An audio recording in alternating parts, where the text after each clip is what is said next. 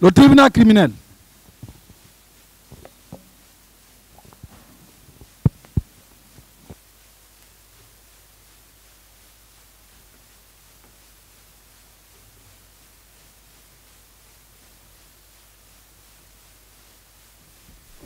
L'audience est ouverte, veuillez vous asseoir.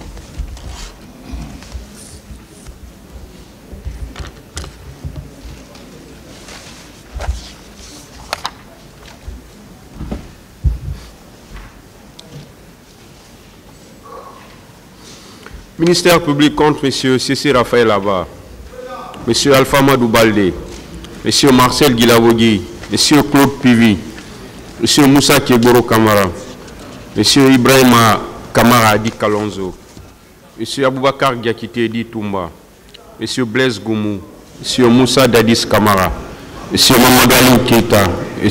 Abdoulaye Chérif Diaby, M. Paul Mansa Guilavogui. Venez. Le Parti civil, M. Ouri Baïloba et plusieurs autres.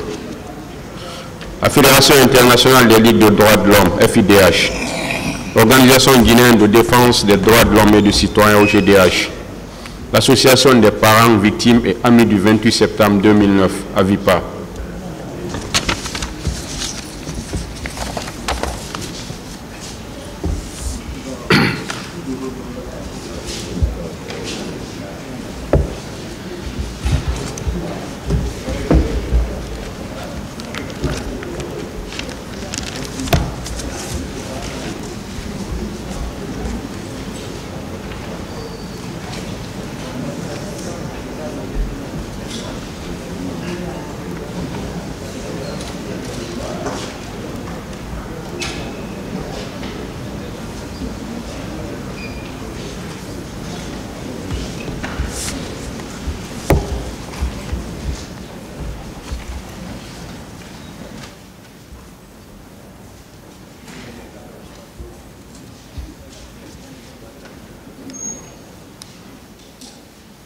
Nous continuons avec la plaidoirie des avocats de la défense.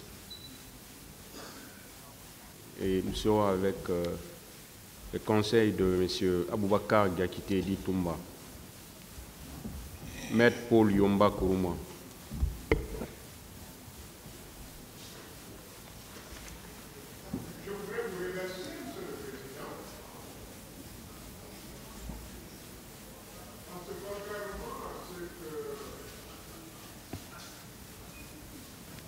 Mon prédécesseur a insinué, vous êtes digne d'éloges, de remerciements.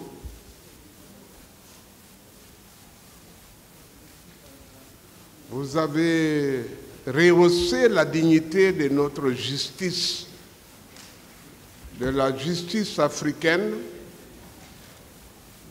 et vous avez prouvé que peu à peu, on peut retirer à la Cour pénale internationale ses compétences, que vous avez d'ailleurs assumées avec beaucoup de talent, beaucoup d'aptitude, d'habileté, d'intelligence et de sagesse, beaucoup d'admiration.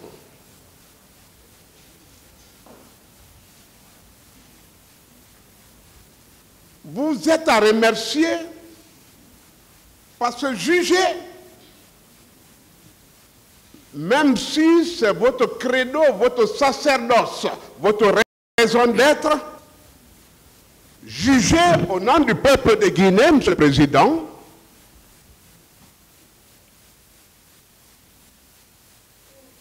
vous le faites avec tellement de dons, de talent, d'aptitude. Il faut vraiment se déplacer pour vous saluer. Je voudrais arracher votre sourire aussi, Monsieur le Président. Pour les félicitations au moins. Est-ce que vous pouvez retourner s'il vous plaît. Vous le faites aussi bien que l'exercice de votre profession difficile, mais combien exaltante, laisse apparaître tous ses atouts. Est-ce que vous pouvez retourner à votre place, s'il vous plaît? Il y a un micro-baladeur que vous nous avez donné.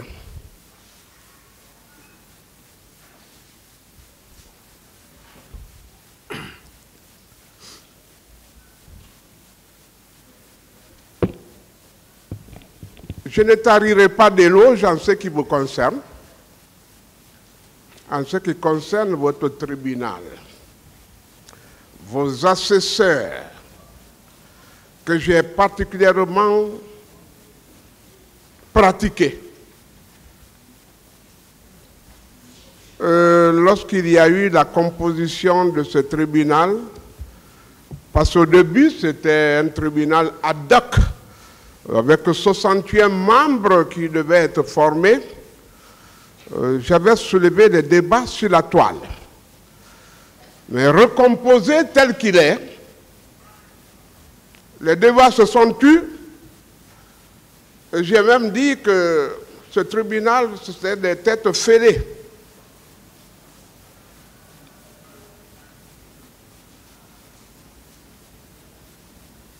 Monsieur le Président, Maître Lansiné-Sylla et moi, nous avons décidé de fusionner la plaidoirie. C'est lui qui doit présenter notre plaidoirie.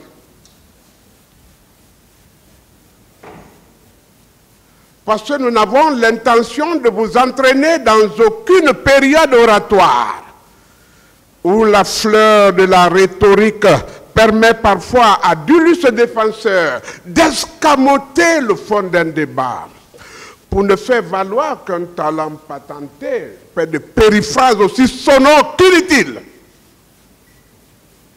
Loin de moi se flattera, Monsieur le Président, loin de Maître Lansiné-Sylla.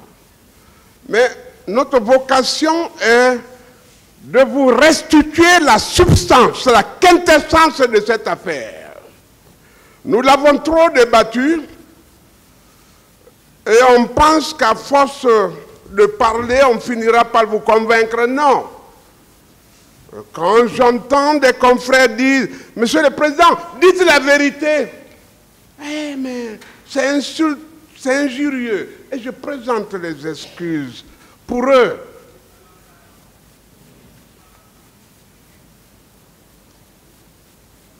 Parce que si le pouvoir discrétionnaire vous a vous-même élevé en dignité, c'est parce que vous le méritez réellement.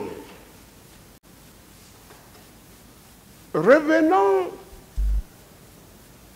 à ce qui nous préoccupe maintenant.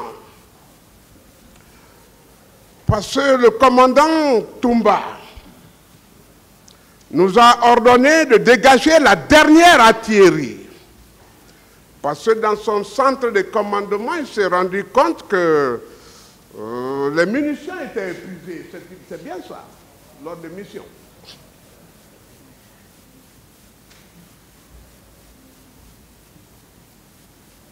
J'ai donc demandé à mon lieutenant de se voir placé en haute mer, au milieu des caïmans, au milieu des requins, au milieu des baleines. Et pendant ce temps, je me tiendrai dans une vedette pour le secours d'urgence. Nous nous adressons aux militaires parce que ça ne concerne que, il faut leur langage pour une haute intelligence de cette affaire.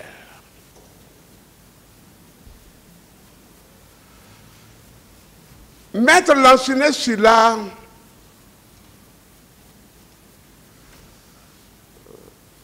parlera de réquisitions et des plaidoiries qui ont eu lieu dans cette salle Maître Lancinet Sylla, Monsieur le Président, Messieurs les assesseurs, avec la courtoisie d'ailleurs qu'il y est dû et les talents d'enseignants dont tu ne cesses de receler, au nom du haut commandement,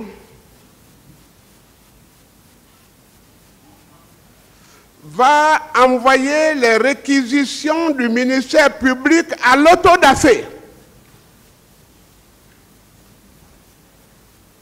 L'oraison funèbre va être lue par lui.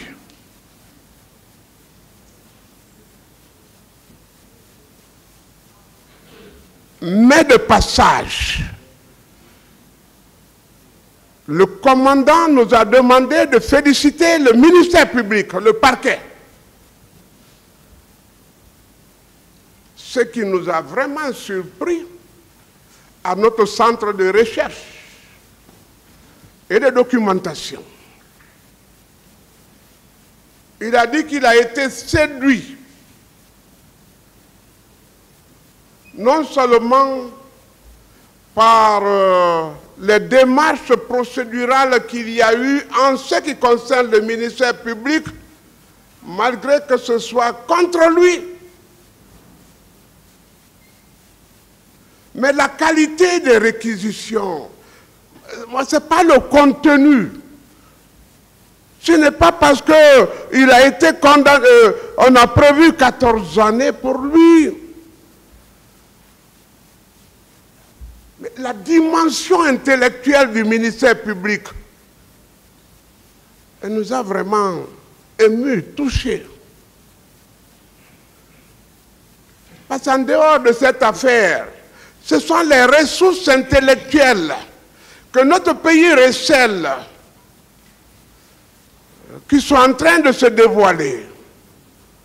Et c'est la jeune génération sur laquelle il faut compter et qui est en train de dévoiler tout cet acte.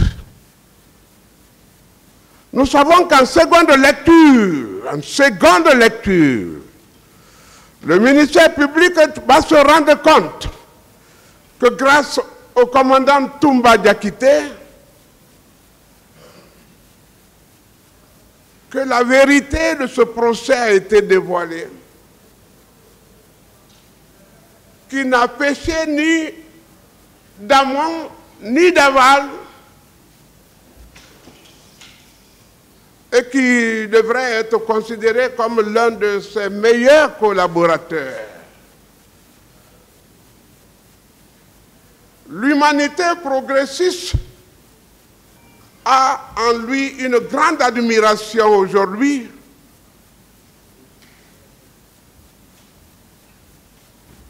Parce qu'il s'est démarqué en toute matière, en toute chose, en toute situation, de ses pairs. 15 chefs d'inculpation contre lui. C'est-à-dire que pendant que Toumba était en train de violer, il était en train de fusiller, il était en train de commettre... Vous voyez qu'il y a incohérence, Monsieur le Président. C'est ce que Maître Lancinet Sylla viendra faire voler en éclats. Parce que si je ne parlais pas, ça aurait été un peu troublant.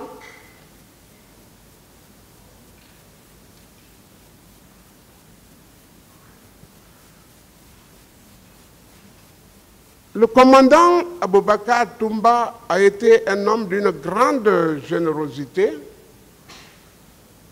d'une grande sagesse, d'une grande fidélité. Et je crois qu'il est un homme recommandable pour les dirigeants d'aujourd'hui et de demain, et que son exemple doit être suivi. Nous avons été instruits aussi d'aider le pasteur Cessé. C'est à quoi Maître s'attelera. Paul Mazar. On vous a dit que gratuitement, la défense de Toumba va vous aider.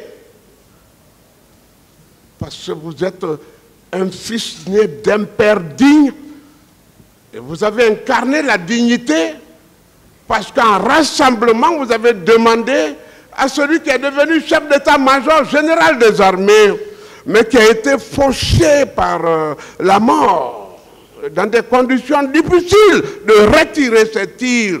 En ce qui concerne votre père qui a été blâmé en rassemblement. Ça, vous êtes d'une grande dignité, c'est ce qui vous a envoyé à Conakry ici.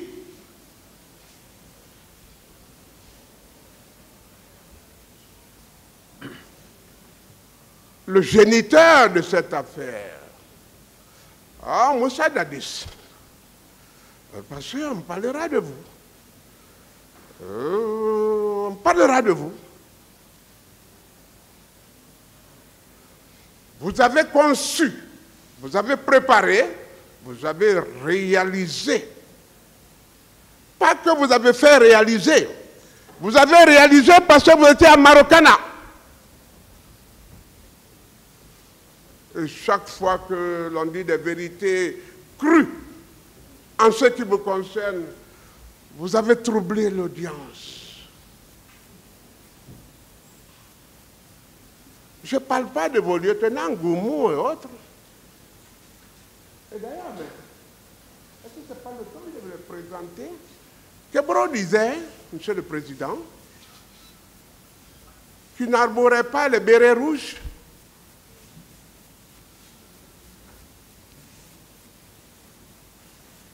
Aidez-moi.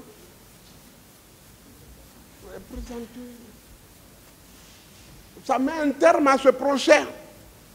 Parce qu'on a pensé que c'était les hommes de Toumba. Vous pouvez donner, s'il vous plaît. En toute phase de procédure, il faut arracher la conviction du tribunal. Voici M. Kebro et ses hommes, arborant les bérets rouges. Mais malheureusement, le crime n'étant pas parfait, ils ont le body noir qui leur est attribué et à eux seulement. Et je crois que ça doit susciter la colère du ministère public.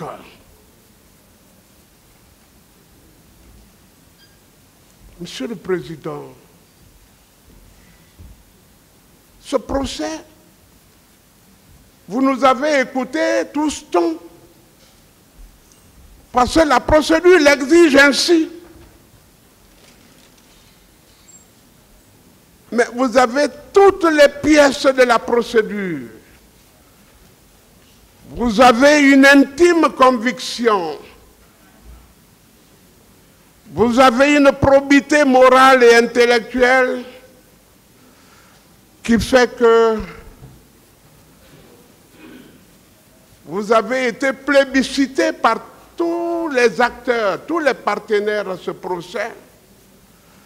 La partie civile vous a accrédité. La défense divisée a acquiescé la moralité de votre juridiction. L'opinion publique nationale et internationale, d'accord, que vous êtes effectivement les hommes de la situation. Il y a une dame qu'il faut saluer. Je crois qu'elle doit être assesseure. Hein? Elle devait attendre peut-être qu'il y ait un empêchement pour qu'elle vienne. Mais vous avez été doté de beaucoup de santé. Et même si quelqu'un développait une pathologie de quelque ordre que ce soit, l'intéressé s'est réservé dans vos rangs. Et cette dame, elle est là. Je ne sais pas. Elle est là. Je l'ai beaucoup remarqué, beaucoup noté. Et elle est toujours entrée au même moment que vous.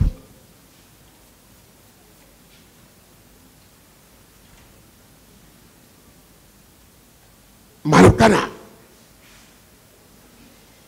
et Dadis.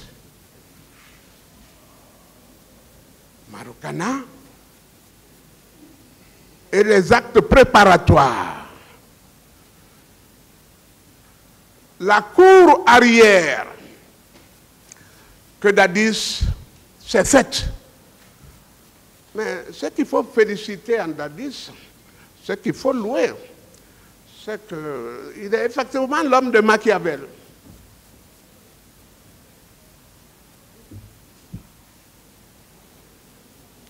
Il a créé la cour arrière et la sortie arrière sans que son staff technique n'en soit informé.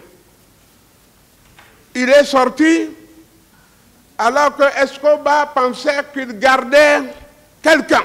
C'était le vide.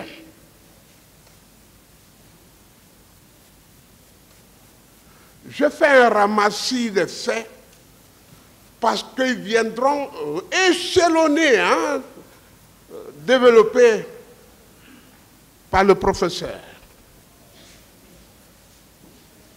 Le général, chef d'état-major général Oumar,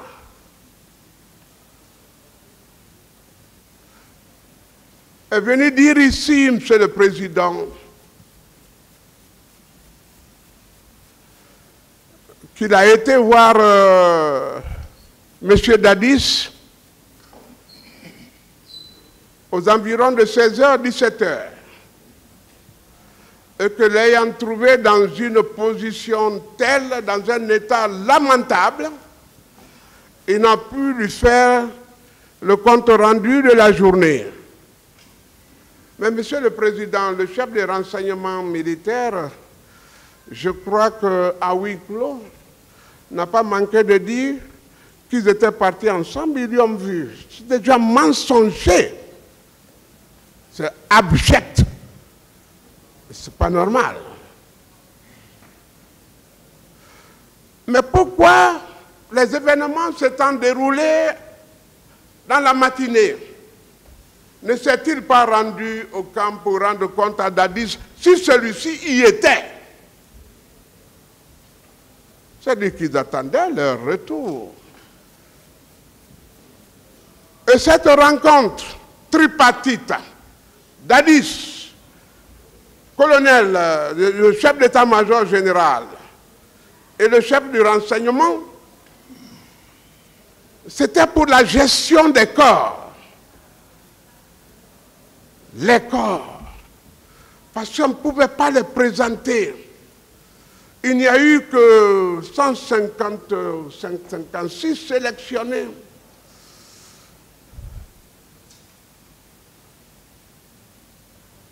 La présence du chef d'état-major général, qui est omis de cette liste, parce que l'instruction a été bâclée. Parce qu'on se disait que tout devait reposer sur Toumba.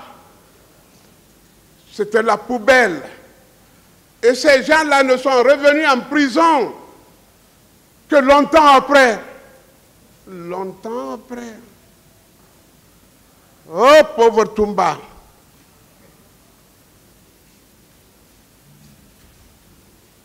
Il fallait donc gérer les corps. Les plus gravement atteints ont été envoyés en haute mer, dans les chalands. Et le chef d'état-major de la marine en sait. Et des corps ont été retrouvés sur les plages de la Sierra Leone. Il y en a qui ont été enfouis. Le train militaire en sait. KPC en sait. Mais tellement qu'ils étaient nombreux que certains sont restés dehors. Il fallait donc demander à ces gros porteurs de les piétiner, de les pétrir et de les transformer en pâte. C'est pourquoi je dis, aucune circonstance atténuante pour ces gens. Dadis était à Marokana avec son chef du régiment. Et d'ailleurs, ce qui n'a pas été dit ici, c'est qu'étant à son centre de commandement là-bas, il a fait un rituel très dangereux. J'emporterai ça dans la tombe. Mais quand Selou est tombé, le président Selou, il a demandé à son chauffeur d'aller le cueillir. Mais accidentellement, ils se sont vus avec Toumba. Il dit, ah, président, Toumba est là. Donc, le président Selou Dalein doit savoir aussi que s'il a été sauvé, c'est grâce à la présence de Toumba qui ne réalise pas l'événement.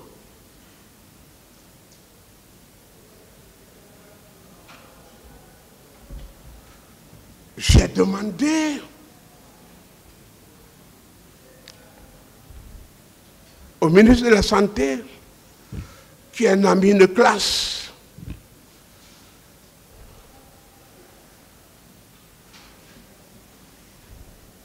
de se défendre et de cesser de défendre qui que ce soit, parce que le navire ne portait qu'un seul passager, plus d'un seul en chavire. J'ai demandé à Dadis personnellement d'être un grand chef. Merci, cher confrère. D'être un grand chef. Et d'être à l'image de Moussa Traoré, de Hussein Habré, qui n'a même pas accepté que... Comment il s'appelle le chef d'état-major qui est décédé? Blaise comme non, c'est pas lui. Voilà, je ne sais pas. Il a abandonné. Ces gens-là ont agi sous le commandement de l'autorité. Les voici aussi, ici. Alors que c'était moi le père de la nation. Si c'est fait, j'assume. Les voici. Ils portent des ardoises aujourd'hui, privés de leur liberté, de la gestion de leur famille et tout.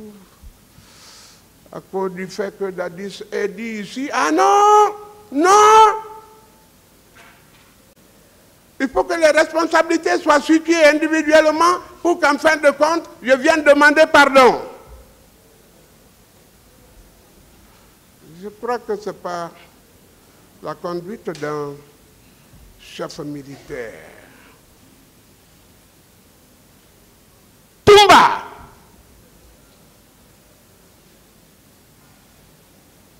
Il lui a simplement été reproché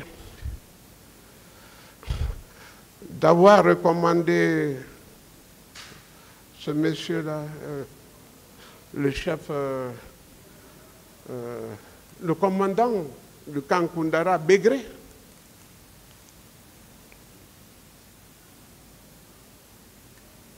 Ensuite, d'avoir été le chef de Marcel.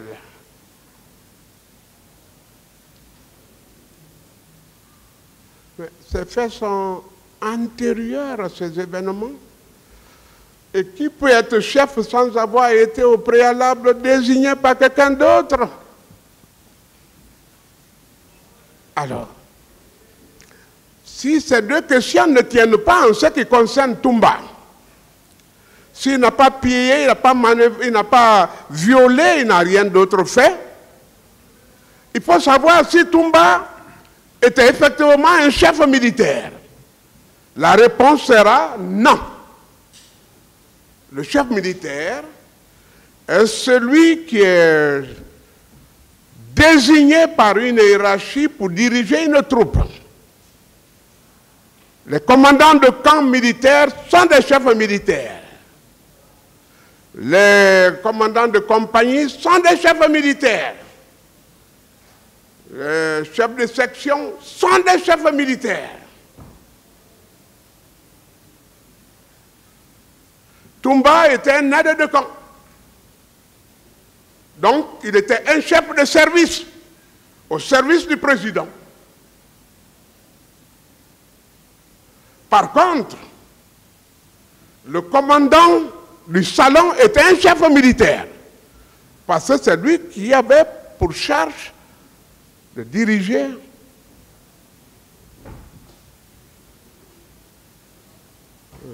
la troupe.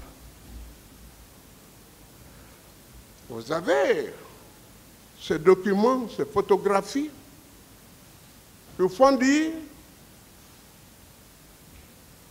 que Begré était le chef de régiment. Lui aussi, c'est un chef militaire, il fut un chef militaire. Begré, pardon, Makambo. Makambo, c'est Makambo.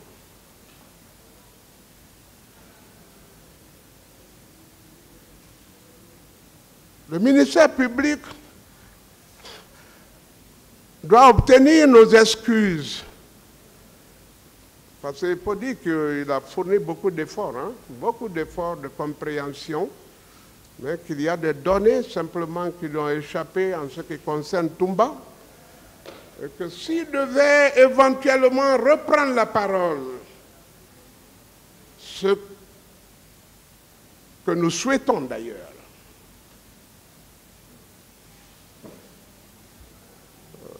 qu'il l'absolve, qu'il le dispense de ce jugement qui ne le concerne pas en réalité.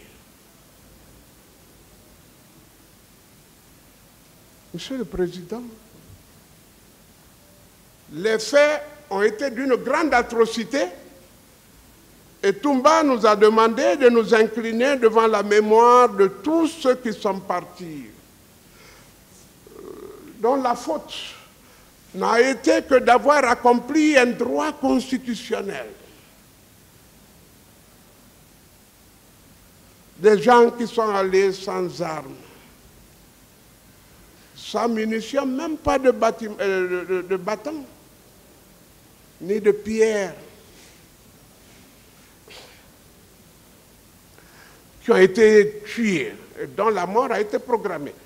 Je reviens sur une question, Monsieur le Président. Parce que si le président Dadis a pu entretenir M. Sidia aux environs de 0 heure, alors, qu'ils nous disent alors à quel moment les gens de Kaléa ont-ils été habillés, qui nous disent à quel moment sont-ils parvenus à Conakry entre 0 heure et 6 heures du matin. Si ce n'était pas le fait de la programmation d'avance de cette affaire. Ces gens ont été logés au camp Alpha Yaya Diallo. Et Toumba, qui est un grand guerrier, s'en était offusqué et a dit que ce n'était pas leur domiciliation.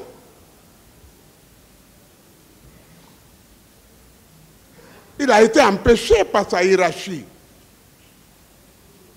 Mais pendant ce temps, Keboro avait ses hommes à la gendarmerie de Somphonian. Claude Pivy entraînait les gens. Dans l'enceinte du camp, où était le président de la République? Et leur incorporation au sein des forces armées était subordonnée à leur participation active au massacre. C'est d'ailleurs qu'ils ont réussi. On fait un semblant de commission. Le confrère en parlera. C'est cette histoire de commission d'enquête nationale. Monsieur le Président, Monsieur les assesseurs, le commandant a demandé qu'il n'en ait pour rien dans cette affaire et qui compatit, que même celui qui est supposé être son adjoint, qui n'avait même pas de titre, comme un aide de camp n'a pas d'adjoint, nulle part au monde. Marcel a eu un problème. Et c'est pourquoi on doit défendre Marcel.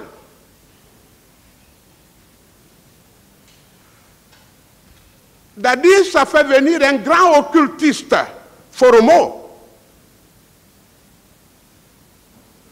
qui leur a fait manger un plat mystique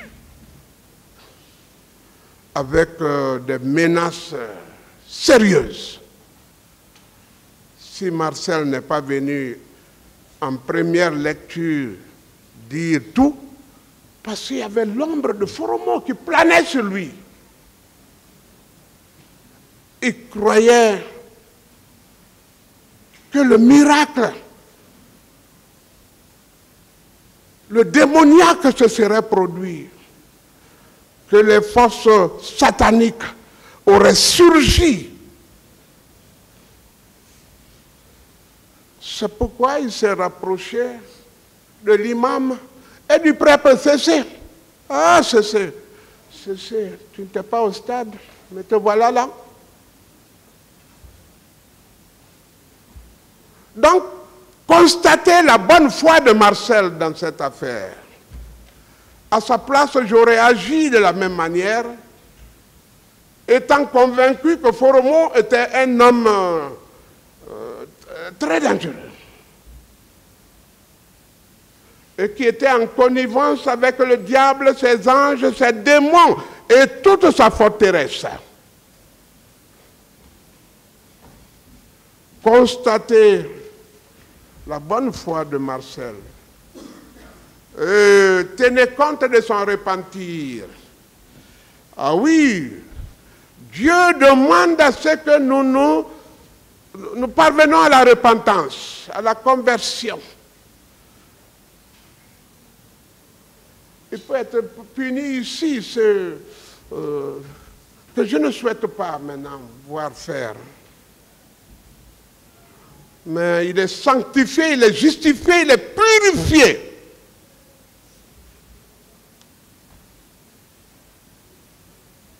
Cessez. J'ai personnellement été à ton église à la maison centrale. Je me suis mis à genoux devant toi. Je dis toi parce que tu es mon frère en Jésus.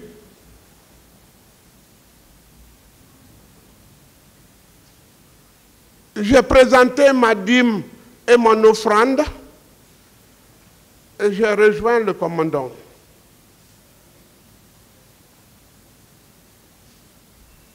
Parce que de lui, tu as reçu la permission d'aller voir ton épouse. Pour quelle raison Cessé 14 ans en prison? Oh, Cessé. Mais l'explication, c'est que Dieu t'appelait à un sacerdoce, à une mission. Ce que tu es d'ailleurs en train d'accomplir avec beaucoup de caractère. Je crois que vos deux actions cumulées ont permis la conversion de Marcel, son repentir. Et nous vous adoptons.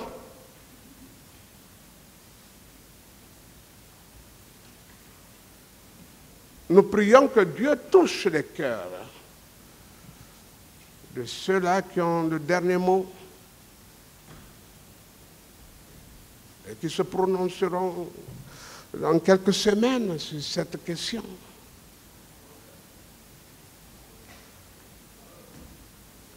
Il faut savoir que on peut être sataniste et devenir imam par l'après.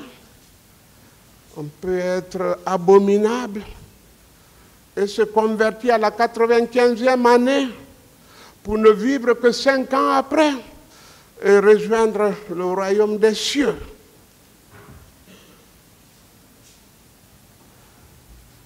Toumba, parce que c'est de lui qu'il s'agit de cette affaire.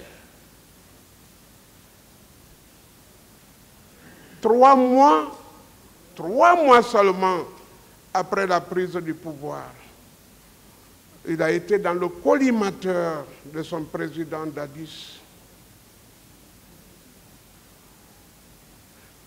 Les conditions de prise du pouvoir, Maître reviendra dessus et vous verrez qu'étant même au centre de commandement où le général Toto était en train de présider déjà, Toumba est allé éteindre 3 foyers de tension, hein, des attaques. Le pouvoir n'était pas encore acquis. Il est allé détruire 3 foyers.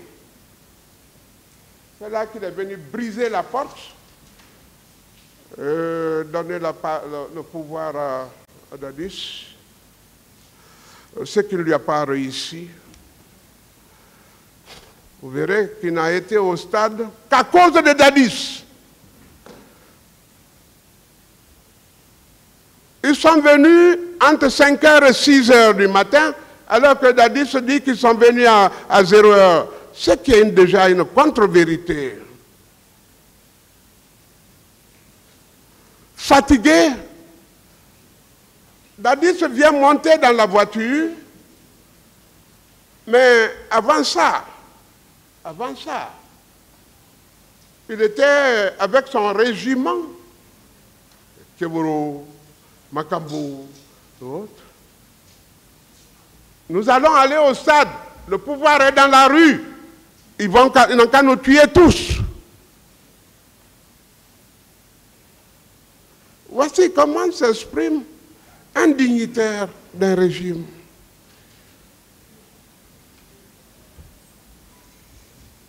Il dit, personne ne sort. C'est la police et la gendarmerie qui ont droit de citer. Et il revient dire à Escobar, commandant du salon, tu ne le permettras pas de sortir. Mais Dadis s'étant habillé, autoritaire qu'il est, il est sorti, mais a oublié encore quelque chose. Et c'est là que Escobar a sorti la clé, le contact. Dadis se revient. Escobar a empoché la clé et il le gifle.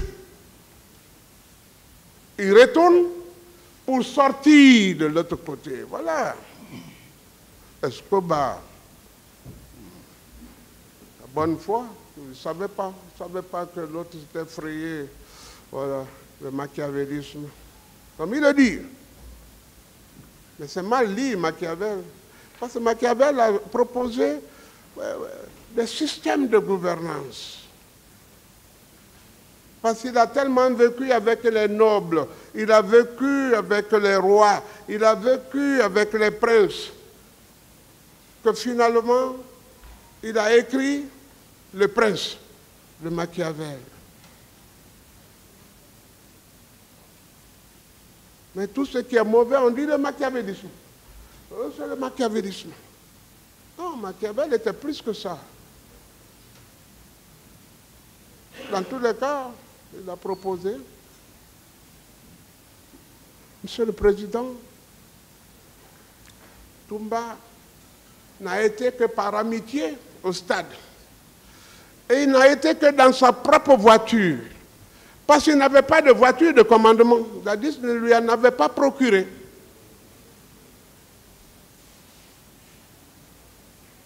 Il le recherchait. Et voilà pourquoi les leaders ont eu le salut par l'action salvatrice de Toumba, par sa présence au stade. Et quand Goumoudi il est venu dans une voiture blanche, des choses. Ah, vous avez vu cette voiture blanche maintenant, hein? Ce sont les hommes de Keboro.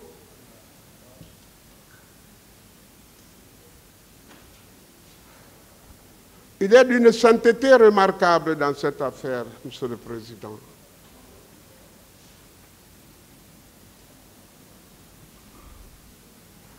Il a perdu maison, il a perdu son frère. Son frère a été tué par ceux qui sont là. Sa famille a été disséminée. Sa femme a été obligée avec son enfant de partir à Pita chez sa maman. L'ayant remarqué là-bas, la maman aussi a été arrêtée et envoyée au camp militaire. La femme est entrée en brousse pour se retrouver à Dakar. Et c'est moi, monsieur le Président, qui ai préparé les actes d'asile pour un pays européen. Ça a été accepté. Parce que c'était juste, c'était équitable, c'était véritable.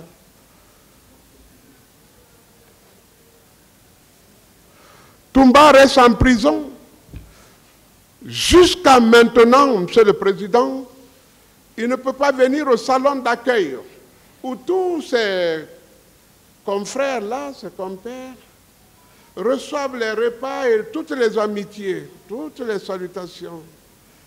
Il est là-bas au fond quand cette maladie, l'épidémie Ebola, c'est comment? La dernière épidémie qui a frappé le pays, l'a aussi trouvé là. Donc il s'est davantage confiné. Mais, médecin de son état, ouvrier dans l'armée guinéenne, Monsieur le Président, cet homme, heureusement qu'il soit médecin, il a développé une pathologie qu'on appelle la hernie de la ligne blanche, parce qu'il était privé du sport. Il ne pouvait pas faire le sport. Ça dit que tous les droits lui étaient privés. Toumba a été tellement négligé, Monsieur le Président, que son mandat de dépôt n'a pas été renouvelé, aucune conséquence n'a été tirée. Oh, la loi est claire en ce qui concerne le non-renouvellement du mandat. Ça équivaut tout de suite, ça emporte la mise en liberté de celui qui en est privé. Et le juge par qui c'est arrivé, disciplinairement, devrait être poursuivi. On a fermé les yeux sur toute cette question en ce qui le concerne.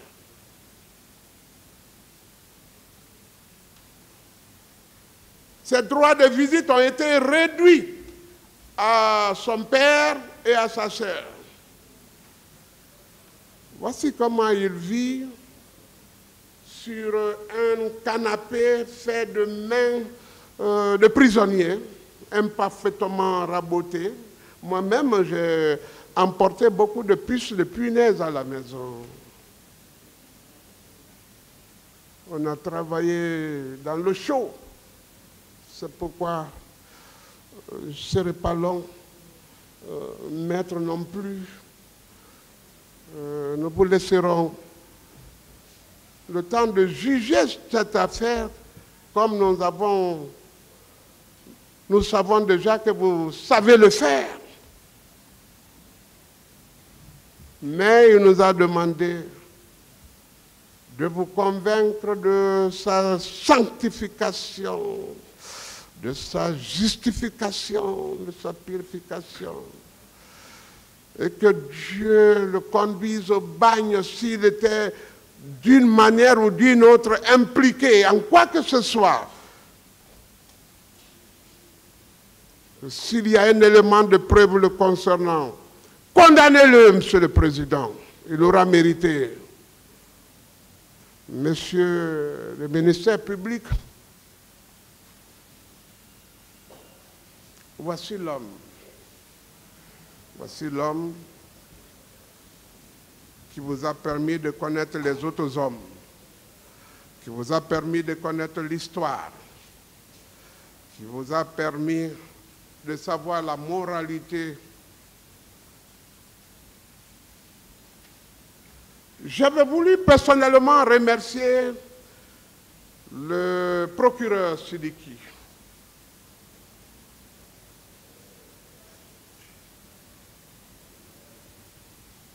Il a administré la preuve qu'il a un cœur de chair, pas un cœur de pierre. Qui n'a pas pleurer ces victimes-là, à moins qu'on ne soit pas père de famille, à moins que nous n'ayons pas eu quelqu'un qui ait été, ou que nous soyons au service du diable, tout simplement. Cet homme est un bon père de famille. Et ça, je vous félicite pour ça aussi. Vos collègues, on n'en parle pas. Le procureur de la République est d'une grande densité intellectuelle. Il est digne d'un grand respect, d'une sagesse qui surpasse son âge. Merci, Monsieur le Président.